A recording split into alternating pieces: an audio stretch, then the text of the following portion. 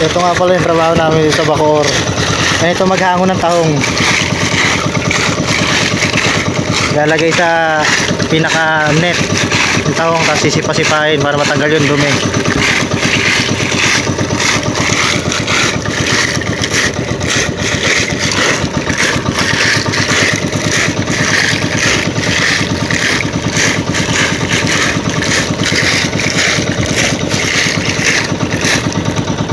Yan, pagtapos niyan sipain para matanggal yung dumi, hugasan na.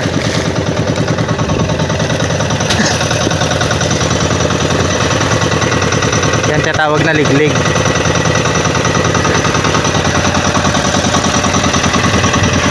Yan, para matanggal yung dumi.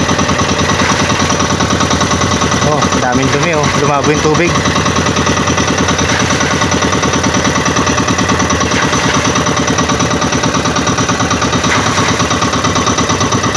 Yan ang proseso ng paghango ng tahong dito sa amin sa Bacoor.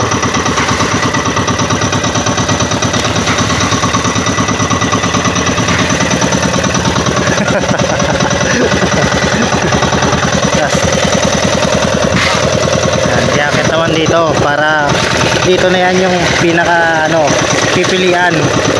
Tatanggalin yung maliliit sa malalaki, paghiwa-hiwalayin yung talaba.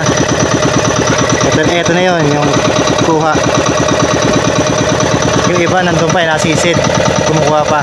Kulang pa kami, mga 3 net pa na ganun, kulang namin para kompleto na sa order namin na 4 na sako. Yan, ito yung pipilian. Dito yung talaba, bukod.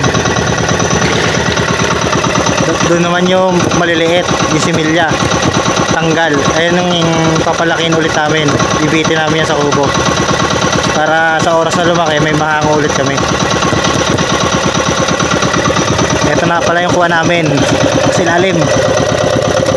Yan.